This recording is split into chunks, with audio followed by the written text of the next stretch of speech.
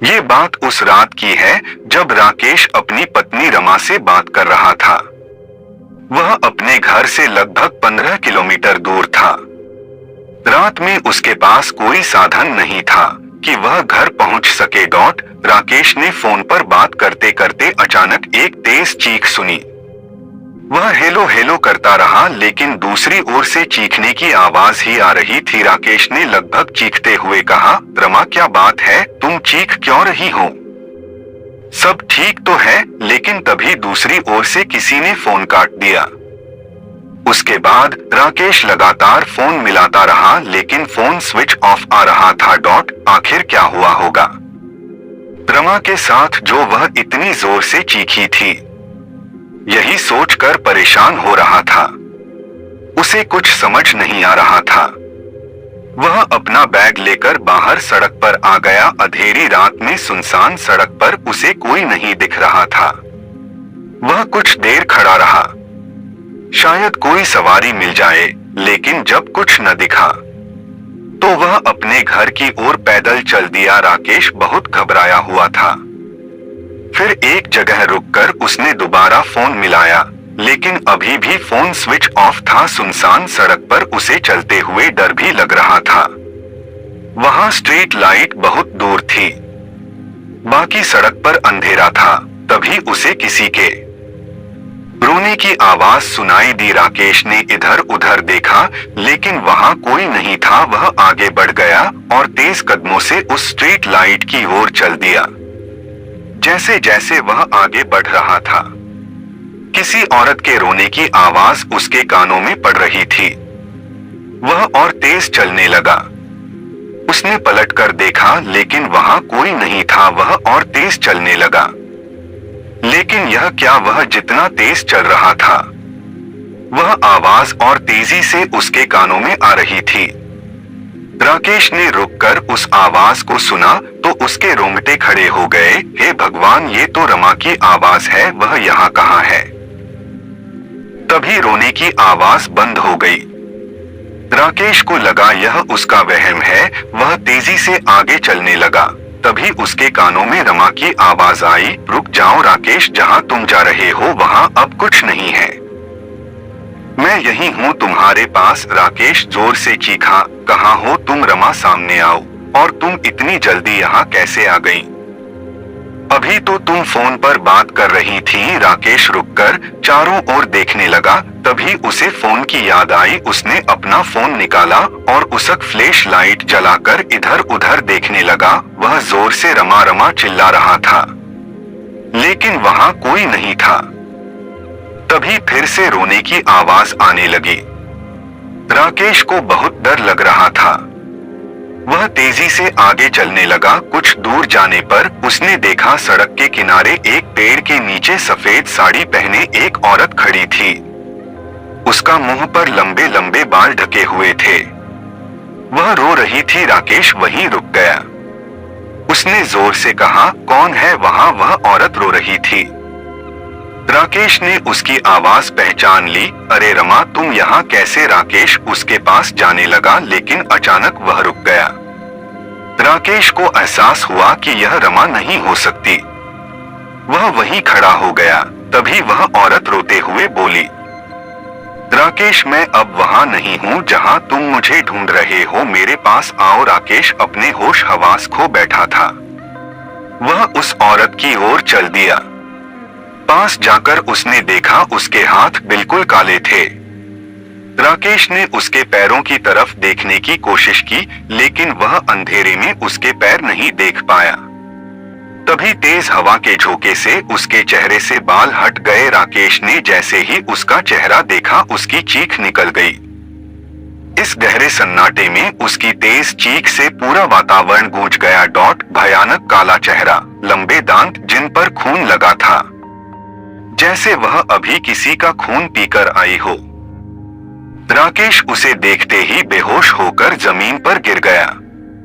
बंद होती आंखों से राकेश बस इतना ही देख पाया कि वह जोर जोर से हंस रही थी। राकेश की आंख खुली तो वह अस्पताल में बेड पर लेटा था। उसने उठने की कोशिश की लेकिन वह उठ नहीं पाया। उसके बदन पर कई जगह पट्टियां बंधी थी। राकेश ने देखा उसके हाथ पर प्लास्टर चढ़ा हुआ है। तभी डॉक्टर ने आकर कहा, बहुत किस्मत वाले हो आप, आपका एक्सीडेंट हुआ और आप बच गए। वैसे कैसे हुआ था आपका एक्सीडेंट? राकेश ने आश्चर्य से डॉक्टर को देखा। नहीं डॉक्टर, मेरा तो कोई एक्सीडेंट नहीं हुआ था। उस सड़क पर उस समय कोई नहीं था। तभी एक पुलिस इंस्पेक्टर अंदर आया। उसने कहा, वहां से कुछ लोग कार से जा रहे थे, वहीं तुम सड़क के किनारे खून से लथपथ पड़े थे। हमें लगा किसी ने अंधेरे में तुम्हें टक्कर मार दी। राकेश ने बताया, नहीं नहीं इंस्पेक्टर साहब, ऐसा कुछ नहीं हुआ था। वो तो एक औरत सफेद साड़ी पहने मेरी पत्नी की आवाज में रो रही थी। मैं उसके पास गया तो मैंने देखा वह बहुत भयानक थी। मैं बेहोश हो गया, फिर मुझे कुछ याद नहीं। इंस्पेक्टर ने कहा, ओहो, तो आप भी उस डायन का शिकार हो गए। वह अक्सर लोगों को ऐसे ही अपना शिकार बनाती है और जान से मार देती है।